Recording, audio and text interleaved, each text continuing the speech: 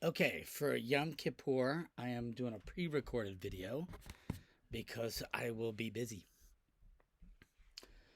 Page 220, chapter 44. Again, the big question is we know Arthur's going to experience some kind of redemption. It's pretty clear.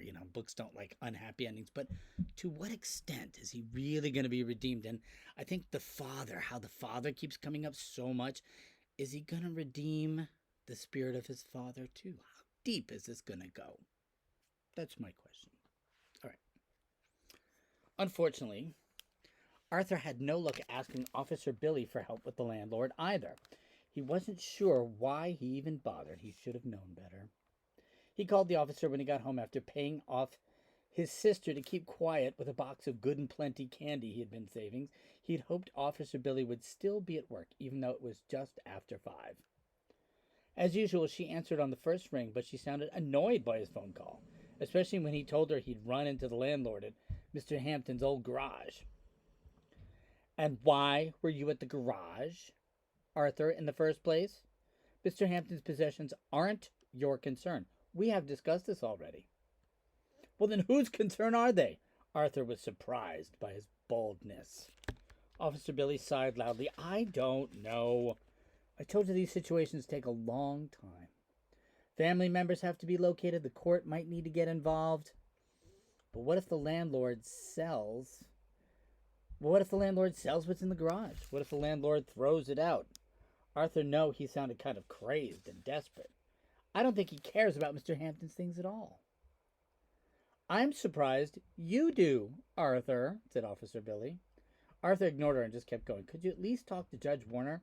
Maybe there's something he can do to stop the landlord. Even as the words left his mouth, he couldn't believe he was asking for Judge Warner's help.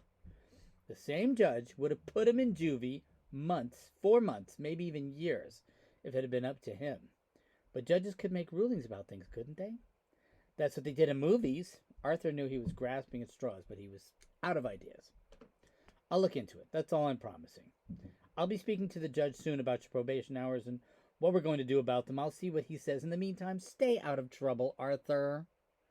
Don't take anything that doesn't belong to you. Is that clear? No, nothing was clear to Arthur anymore. Chapter 45, page 222.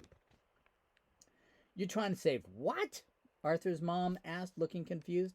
Since Officer Billy hadn't been of much use, Arthur decided to ask his mom and Roger. He was running out of time to pay the last $50 of the back rent. The end of May was approaching fast. Squeak had offered $30 he was saving for college, but they would still be short, especially since they needed to come up with the rent for June now, too. So he'd waited until they were all sitting around the kitchen table for the usual Friday night dinner. Arthur's mom was in the middle of serving peach cobbler for dessert. It was a little burned on the bottom, but she was preoccupied. And Arthur decided he'd bring up Mr. Hampton's project anyhow.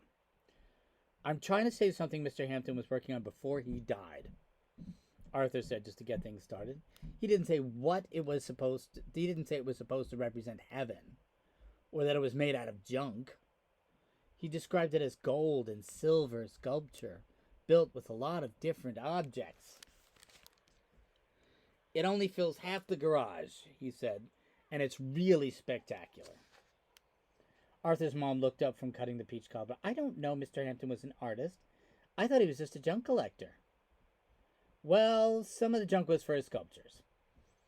Why would he make sculptures out of junk? Barbara asked. Arthur could tell the conversation was getting off track. Anyway, I'm trying to save his artwork. But the garage where he stored everything cost $50 a month rent. $50 a month for a garage? Arthur's mom looked shocked. Remember, this is 1963. $50 is a lot of money. Minimum wage is $2.35. Okay? So to come up with $50, you've got to work for like 30 hours because of tax. Okay? Oh, that's why you went to the garage, Barbara blurted out. Why is it in a garage? Roger asked. Couldn't it be moved somewhere? Somewhere that doesn't cost so much, Arthur's mom asked. Arthur thought about all the delicate pieces, the hundreds of fragile light bulbs wrapped in foil, the wings, the coffee cans with nails and pins. He shook his head. I don't think it would work to move it. Well, people can't expect you to pay for a garage by yourself. That wasn't part of your probation sentence. You're 13 years old, Arthur. We don't have that kind of money. Is there someone else who could take over instead?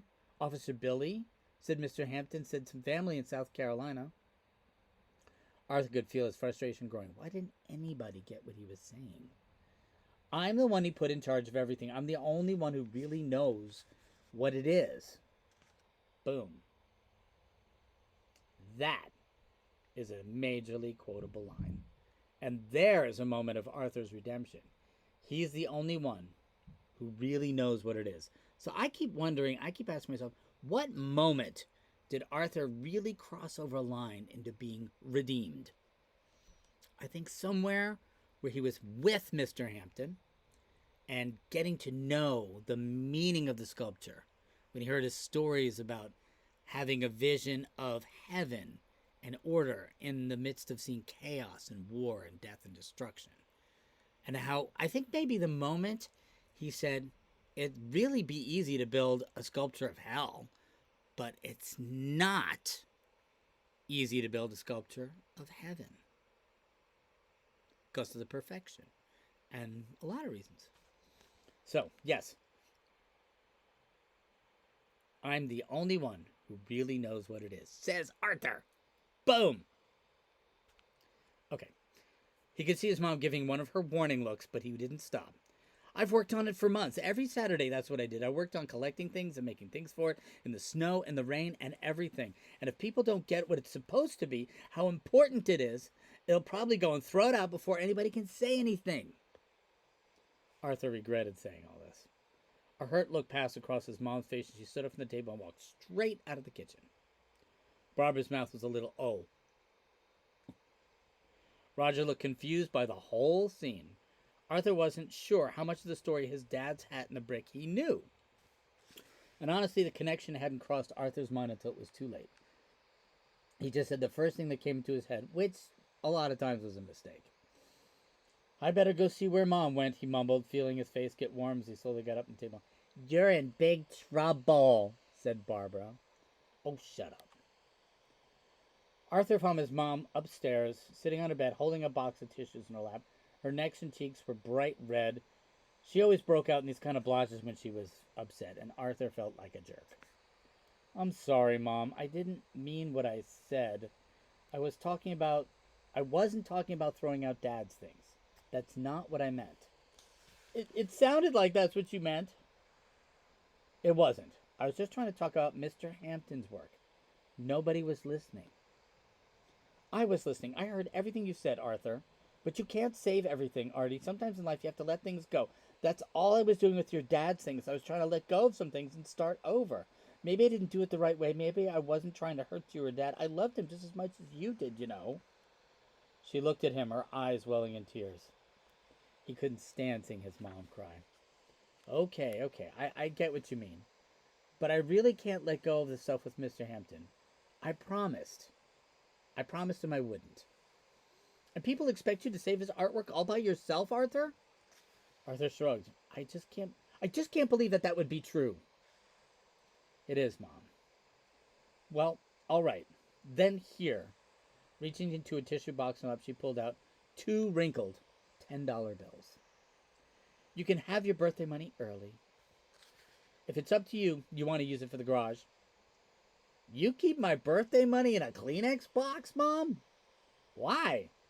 'Cause you make me cry a lot, Arthur. Why else?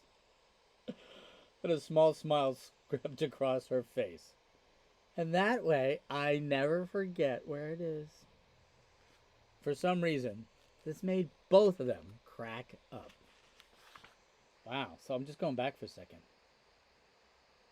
If people don't get what's important, they probably go throw it. And if people don't get how important it is, they'll probably go throw it away before anything can say anybody. Anybody can say anything. Like his dad's stuff. Okay.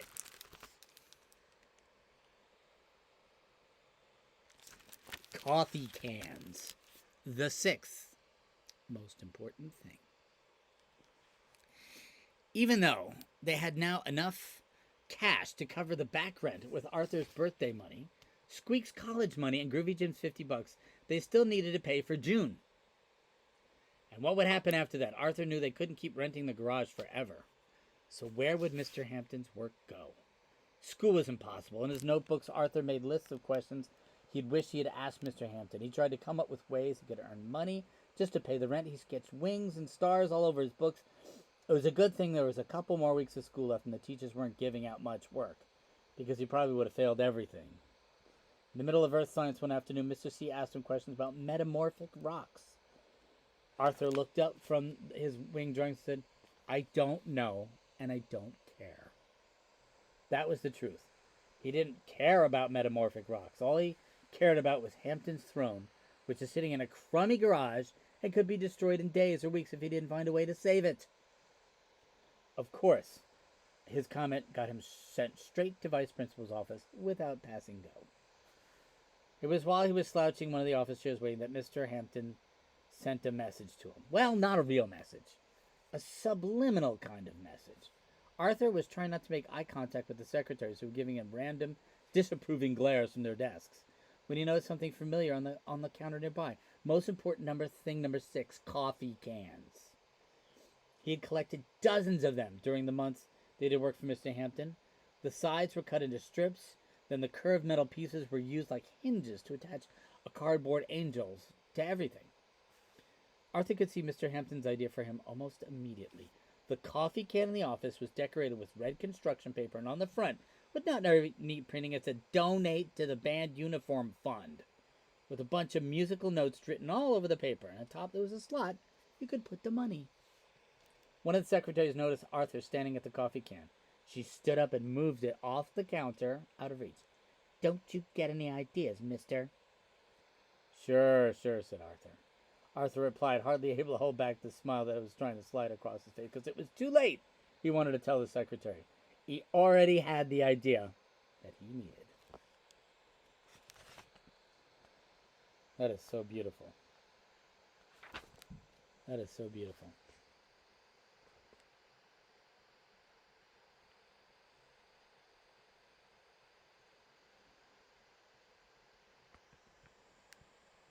There was something about it that I was going back on. I didn't mean to space out here. I don't know and I don't care. It's beautiful. That's amazing. That's amazing. All right. Oh, saving. How is he? Oh, there it is. It was the word save. That's what I saw. So redemption is defined as saving. And he's just saying it straight up now. I mean, he's really trying to redeem Mr. Hampton's work. So how deep can Arthur's own redemption go? He knows the significance of the work now, spiritually, energetically. But can he save it? And will it save him? That's what I said. That's why I was spacing out there. I was seeing it said the words. What would happen after that? Right. If he couldn't find a way to save it. That's what it says. Page 228. Save it. Love that. Lines that I got to underline. Oh my God. And what was the other one? I'm the only one who understands what it is. Beautiful. All right. Well, there's 40 pages left in the book. And I think this is a good place to stop for just right now. One more time.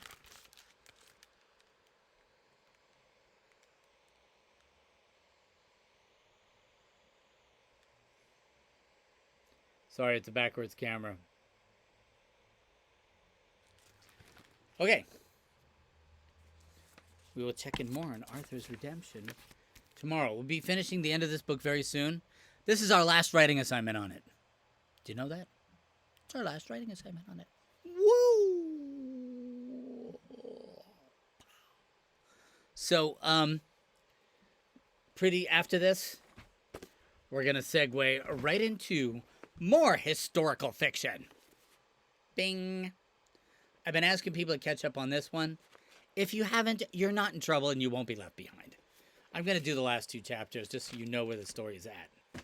And then we will go on to this one. I am going to be bringing copies of this, it looks like, not 100% sure, but we've ordered them, to the book swap. So make it to the book swap, and maybe you can get a copy of Forge. Ah! All right, guys. When you're watching this, I will be fasting and thinking about the year, and um,